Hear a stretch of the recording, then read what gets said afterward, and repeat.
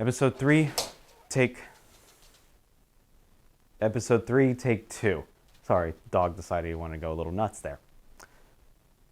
Yeah, you decided you want to go nuts. Why? Why did you decide you want to go nuts, huh? Guys, it's Josh, back at it again with you guys with another video. Today's video, we're going to talk about the exact opposite of what my last video was. My last video was my top 5 worst purchases.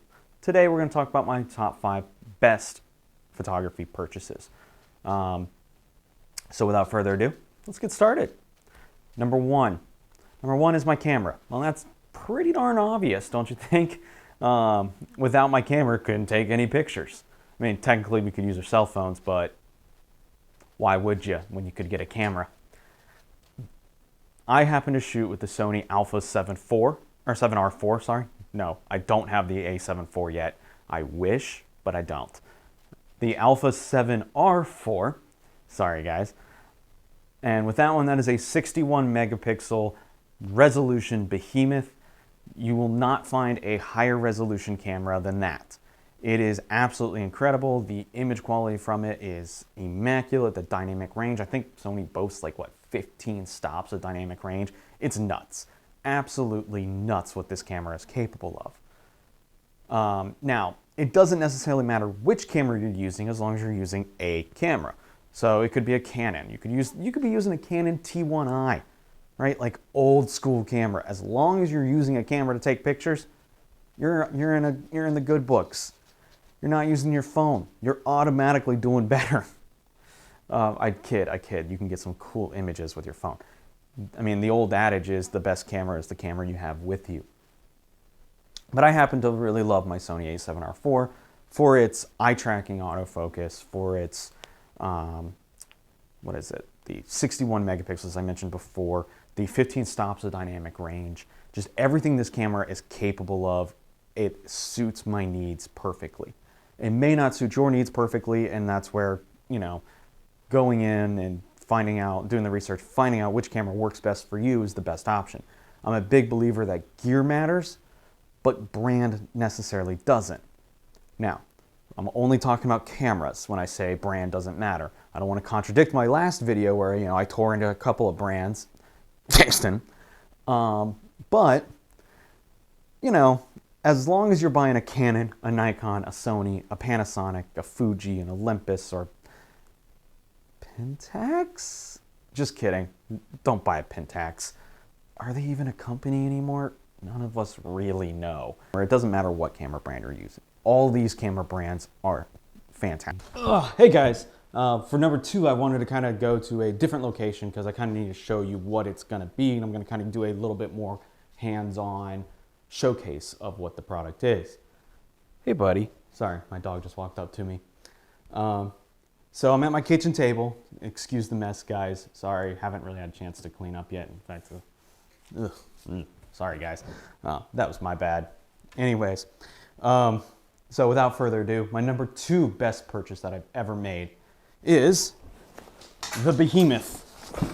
My Shimoda, if I can show you guys the thing. Yeah, my Shimoda 60-liter Explorer something bag. This thing is absolutely incredible. I truly, truly love this bag. This has been probably one of the best purchases I've made for my landscape photography. As I mentioned in the previous video, I had used messenger bags beforehand, and they were terrible for landscape photography. Like I said, they're fantastic for street, just not good for landscape. Well, if the messenger bags were the epitome of what's bad for landscape, this is the epitome of what's good for landscape photography. So, this is a bag that I bought when Ben and I, the guy from the last video, were going to go on a trip before the world shut down to Washington State. And we're going to do some backpacking and do a lot of, backcountry kind of stuff through Olympic National Park. Well, of course, COVID happened and the whole world shut down, so we couldn't go on that trip. But luckily, we are planning on going on that trip this April. Hopefully, if the world doesn't shut down again. Anyways, about this bag. So this bag, it's like I said, it's their 60-liter. It's definitely their best bag for backcountry kind of stuff. They also have a 40-liter and a 30-liter. I will probably be purchasing the 30-liter before we go to Washington because it is better for day hikes. The only real big difference between the two is the 60 liter has, well, obviously more space, and you have this little top pouch, which I'll show you guys here in a second. The 30 liter does not have that. The camera compartment is actually on your back. This is fantastic for a couple of reasons. One, it distributes the weight right here on your lower back where you have the most strength. Well, this is going to be the heaviest things of your pack. The other great thing about it is if it's on your back and if it's facing away from, or it's facing towards your back, no one can steal your stuff, which is fantastic. So let's open up this compartment here. All right.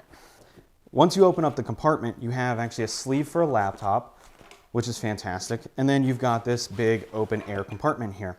And it's, you know, Velcro, so you can kind of change it however you want. Here's my ultra wide Tamron 17 to 28 lens.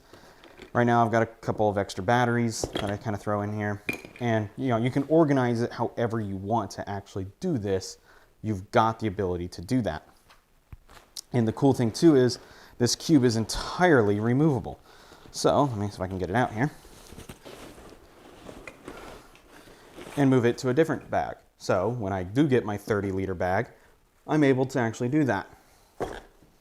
I can just move it without having to redo everything. So that's the back of the bag. Then you've got your straps. The straps are designed to help distribute the weight more evenly across your actual shoulders to help, you know, take some of that weight off. You've got a, what is this, water bottle holder, and then you have this pouch here, which I love to use for my cell phone because this actually fits my iPhone 8 Plus perfectly fine right in here, and I'm able to zip it up, and it's water sealed.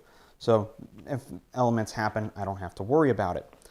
And then on the side here, you've got a big tripod holder, which is absolutely fantastic because I'm able just to cinch up my tripod and then strap it in just right here, just like that. And then you have your top pouch, which I'll show you guys that here in just a second so I can get it open. The top pouch will flip up and you have your top hatch. And in here, you've got the rest of the bag basically. So I can kind of throw anything in here I want, as you might be able to see, I'm not sure. I've got some biodegradable TP in there because you never know when you're going to need it. And then I've got my water filtration system, which is fantastic when you are backpacking and doing backcountry stuff. You're able to quickly and easily, like you can use a smart water bottle, fill it up with a creek, and it's filtered water. So, and then you also have in the 60 liter, again, this is not in the 40 or this 30 liter, you have this top patch, right, this top pouch up here, which is where I kind of hold my smaller accessories. So my blower, my lens cloth, granola bars, because God knows you always need those, chapstick, and somewhere in here is my Black Diamond headlamp. Yeah, headlamp.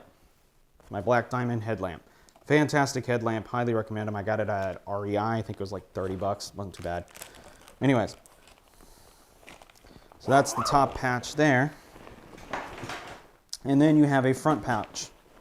The front pouch, they say you can put a water bladder in here. I'm not a fan of water bladders because you have to take everything out, put it in, and then put everything else back in. It's a hassle. I've never been a fan of water bladders.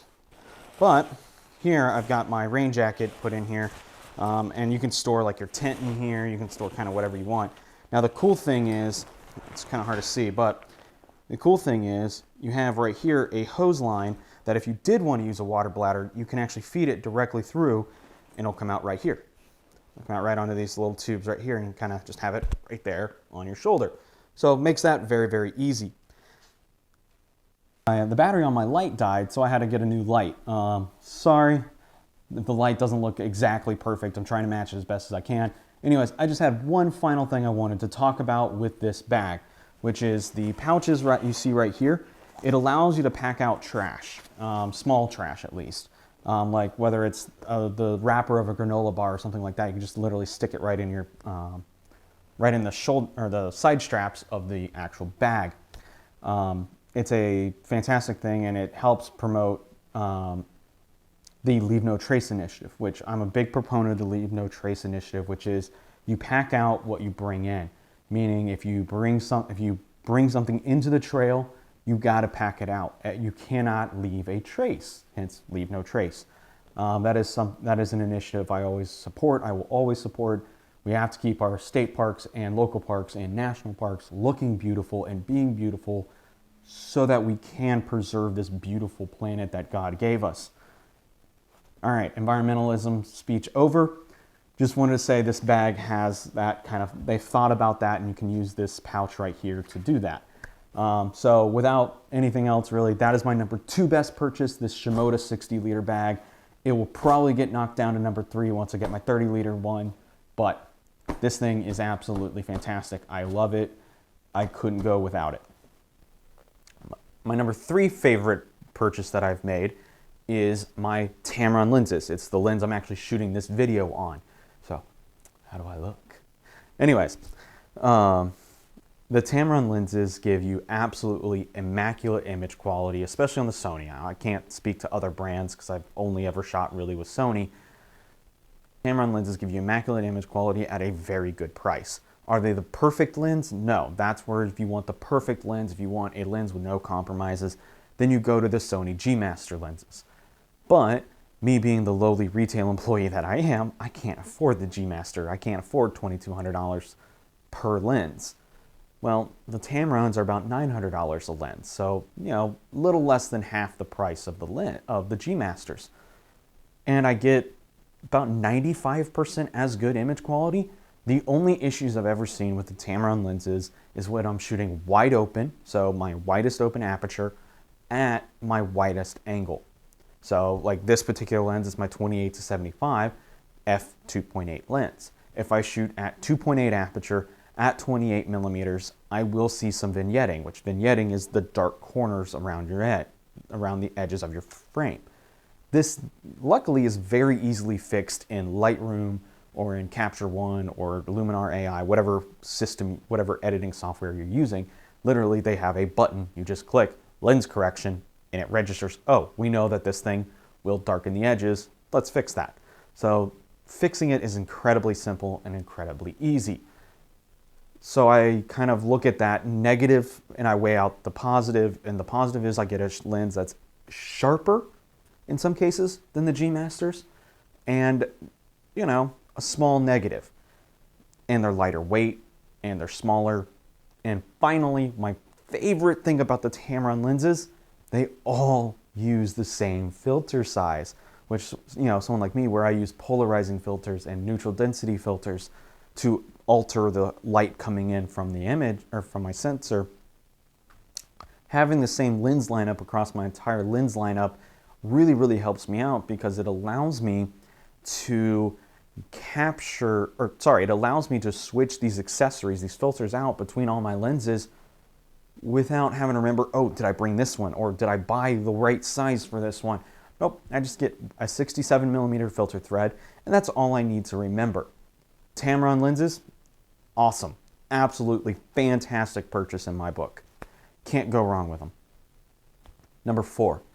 Number 4 is my L bracket. It's a newer purchase for me, and if you don't know what an L bracket is, it's, as the name implies, it's an L-shaped bracket that goes on your camera that allows you to turn the camera quickly to horizontal or to vertical. So I can kind of switch between the two very quickly. This allows me to, if I recognize my composition is going to work better vertical and I'm already in horizontal, I just literally turn it. I don't have to fiddle with trying to get, is the ball head in the right spot? Do I need to adjust it up and down according to the ball head? No, I just turn it. It's easier. It has been a lifesaver for me. I feel like ever since I've gotten it, I've been able to work compositions a lot easier and a lot faster. That way I'm able to just get the camera set up, work the composition, and then just wait on the light. As you guys saw in the first video, that's what I was filming, or that's what I was shooting this camera on, was my L bracket with my Manfrotto tripod. So, and I don't remember exactly what brand L bracket I have. I know Really Right Stuff makes a really good one, but theirs is like $170, $180. I'm a cheapo, so I went for like the $50 one that is kind of like a no-name brand. If I can find the link to it, I'll put it on the description below. I know it was from B&H. But yeah, so my L bracket. highly, highly, highly recommend getting L brackets. Number 5. Number 5 is my Canon Pro 100 printer. This is an old adage, an old saying from photographers, which is you can never truly appreciate a photograph on a screen. You have to print it out to truly appreciate what that photograph is. And that rings incredibly true. It's something I had learned over years of just doing photography. You know, you would take your pictures and you post them online, and everyone would just scroll through them real fast on Instagram and double tap real quick and go on to the next one, go on to the next one, go on to the next one. Well, when you print it out, you're able to give it time and space to breathe. You're giving your photograph permission, if you will, to move you and to draw you into that image when it's printed out. It's just something that you cannot truly appreciate looking on a computer screen. And then also, you got to think, this is a 61 megapixel camera. My computer screen's a 1080p computer screen. That 1080, that 1920 by 1080 is roughly 2 megapixels. So I'm viewing a 61 megapixel image on a 2 megapixel screen. I'm not utilizing on a computer screen the entirety of what this camera and what this photograph was capable of. So printing it out and printing it large if you can allows you to truly appreciate what you were doing, what you were photographing. And I cannot recommend enough printing out pictures. All right, so spiel about printing out pictures over. Let's go to the actual printer. My Canon Pro 100 printer is quite possibly one of the best consumer photo printers you can buy. And I say consumer it's still roughly $400 to $500, but it's not a print shop printer, right? So you're not gonna, this isn't the printer that you'll find at a print shop. This is a printer you'll find in someone's home. It's, like I said, about $400 to $500, and the ink runs about $125, but gives you incredible color and grayscale depth. So whether you're shooting in color, the gradients between your dark greens and your blue sky and, you know, all of that in between, it just gives you that nice fine gradient that you saw when you were there. It's not harsh contrasts. It's very smooth contrast, and the printer is smart enough to kind of know when it needs to just barely put a little or put a lot of the green or put a lot of the cyan, whatever it is. And then on grayscale, one of the things that I love it does on grayscale is it has a light gray, a black, and a dark gray. And what that allows it to do is if you are shooting a scene that has high contrast, so you have dark, dark, dark shadows and bright, bright, bright highlights and everything in between those two, the printer is able to kind of pick up on that and say, okay, we're going to gradually go from the darkest darks to the brightest brights. Instead of it just being black ink goes here, no ink goes here, it gives you more grayscale depth. So I can't recommend this Canon enough.